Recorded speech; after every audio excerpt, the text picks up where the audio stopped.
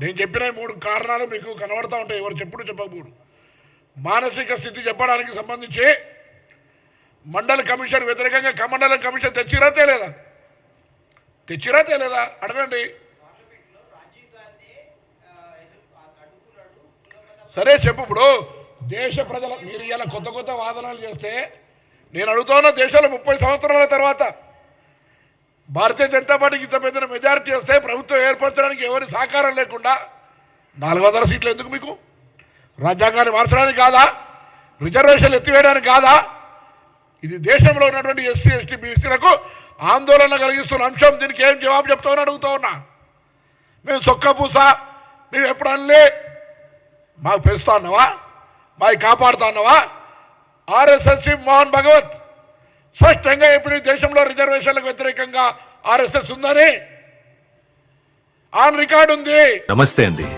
ఇది వ్యాపారం గురించి కాదు, ఓటు గురించి. ఎన్నికల్లో ఓటు వేయడం మన హక్కు మాత్రమే కాదు, కర్తవ్యం. ఎంతో మంది మహా నేతలు శ్రమించి ప్రాణత్యాగం చేసి ఈ అవకాశాన్ని మనకిప్పించారు. అందరూ ఓటు వేద్దాం. ఎందుకంటే ఓటు హక్కు ఊరికే రాదు. నా ఓటు ఎవరికో తెలుసా? అది సీక్రెట్ అండి. కాదని రమ్మను ధైర్యంగా.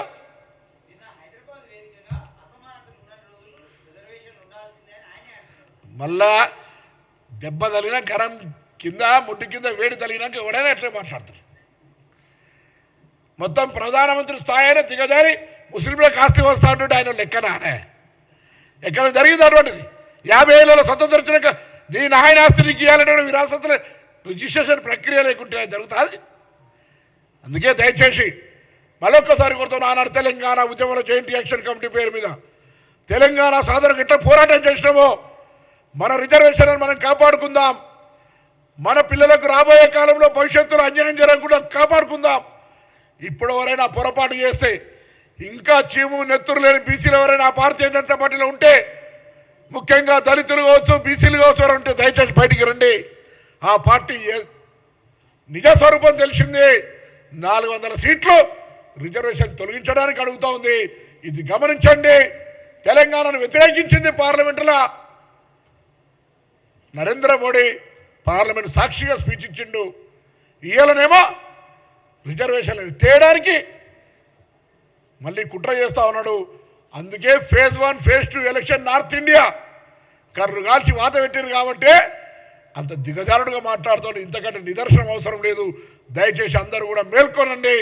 రిజర్వేషన్లను కాపాడుకోవడానికి నేను మంత్రి అనే కాదు, రిజర్వేషన్లకు అడ్డం వస్తే ఎవడినైనా సరే భారతీయ జనతా పార్టీతో సహా జాగ్రత్త ఖబర్దారనే హెచ్చరిక కూడా ఈ సందర్భంగా చేస్తాను.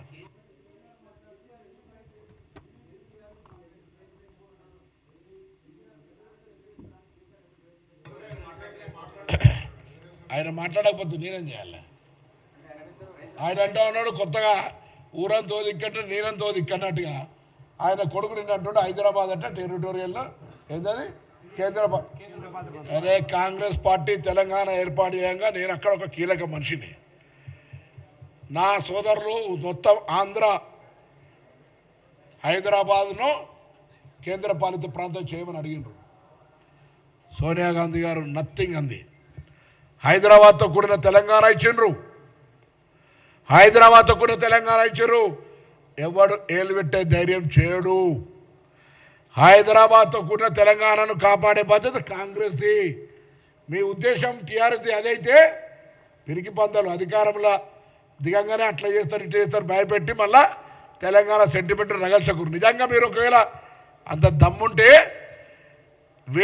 7 మండలాలతో బాగా సీలేరు ఆర్డినెన్స్ తీసుకున్న నాడే యుద్ధం కానుండే. అంటారే కేసీఆర్ యుద్ధం అవుతుంది రక్తం కడుతుంది తగ్గేలే అంటాడు కదా. ఆనాడు తగ్గకపోతే నువ్వు హీరో ఉండే.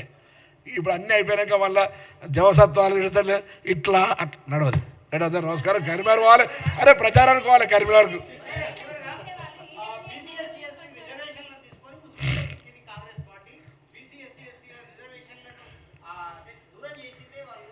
ఏం చేసినావు 10 ఏళ్ళ అధికారంలో? ఎందుకు తీయలేదు? బుద్ధి లేదు. బుద్ధి లేదా? ఎందుకు తీయలేదు అంటున్నా. నిన్న కాదు బుద్ధి లేదు ఆయన కాదు.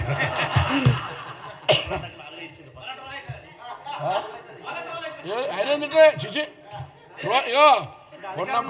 Ponnam Prabhakar always in fan fry. నేను అంటాను ఎవడైతే అంటుండో వాళ్ళు అంటారు ఎందుకు తీయలేదు 10 ఏళ్ళ అధికారం నుండి 10 ఏది అశోక్ అమ్మా